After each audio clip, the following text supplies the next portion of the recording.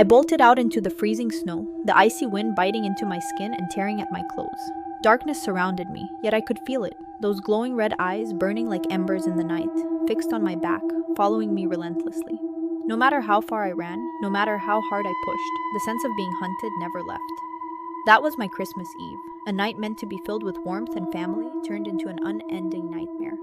A mysterious knock at the door, a shadowy figure amidst the storm, and chilling whispers from places they should never come.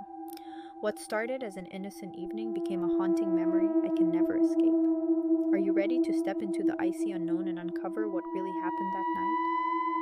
Are you ready to dive into a world of mystery and excitement? Don't forget to like, share, and subscribe before we get started. Your support keeps these incredible stories coming your way. Let's jump in. I will never forget that horrifying night. It was Christmas Eve, and thick snow covered the small, lonely house I called home. Christmas Eve is supposed to be a time for family reunions, but this year, I couldn't go home. I had tried my best, but financial struggles and work difficulties held me back.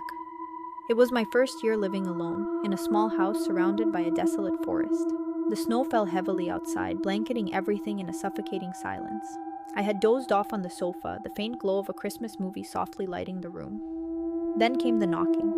At first, I thought it was just the wind rattling the wooden walls of the house, a sound I had grown used to in the quiet, lonely nights.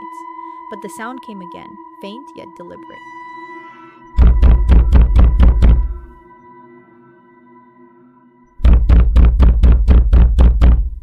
I sat up, my heart beginning to pound. The sound repeated, stronger this time, almost like a fist lightly tapping the wood.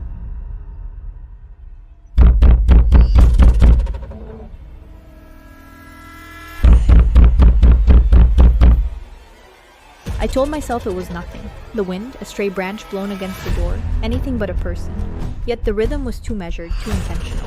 I tried to ignore it and turned the volume up on the TV, but then it came again. The noise echoed through the quiet house, louder, sharper, demanding. I froze, my breath caught in my throat. Who could possibly be at my door at this hour in the middle of nowhere on Christmas Eve? My stomach tightened.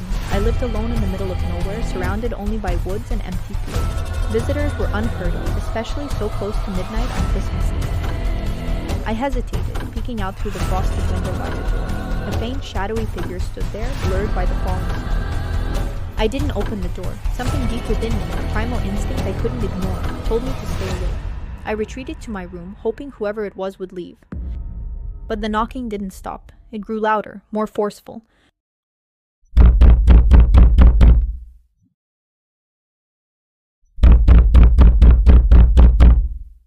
I pressed my hands over my ears, trying to block out the noise. My heart pounded wildly, but the pounding at the door was even more relentless. Finally, I couldn't take it anymore. I had to know. I cracked the door open just enough to look outside. The cold air bit into my skin. Hello? Hello? Hello? A young woman stood there, shivering, her hair damp with snow. "Please," she said, her voice quivering. My car broke down, and I thought this might be a safe place to seek shelter.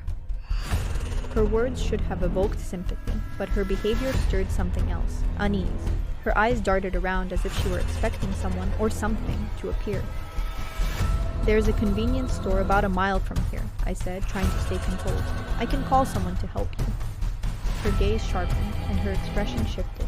A smile stretched across her face, unnaturally wide. Her sharp, jagged teeth glinted in the dim light. Then she screamed, a sound not of this world. I stumbled back onto the sofa, my heart racing. As her wails intensified, I grabbed my phone with trembling hands and called the police, whispering for help. When the screaming stopped, I peeked through the blinds. She was gone, but the snow outside revealed strange symbols etched into its surface. I quickly backed away from the window and hid in the closet. The knocking ceased. Moments later, I heard a faint noise from the fireplace, followed by an icy whisper. I'm inside. I'm inside. Seeing her eyes glowing in the fireplace, I scrambled out the back door, stumbling into the snow. The snow crunched beneath my feet, and an eerie song echoed through the night. I knew something had remained behind, but tonight I am still alive. Desperate and terrified, I ran through the snow to the nearest bar. Gasping for breath, I begged the patrons for help, and a few of them agreed to come back with me. But when we returned to the house, there was no trace of the wind. Nothing remained except for the snow-covered footprints by the door and the deep claw marks scorched into the fireplace. I moved out of that house the very next day and never returned. To this day, the memory of that night still haunts me. Be careful this Christmas season, because not everyone will be as lucky as I was. But sometimes, when the snow falls heavy and the nights are quiet, I hear it again. Faint knocks at the door, deliberate and steady. I never open it, but I always wonder, what if it's not over? What if she's still waiting?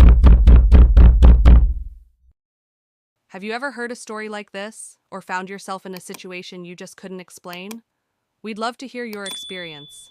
Share your story in the comments below, or email us at midnightbat010@gmail.com.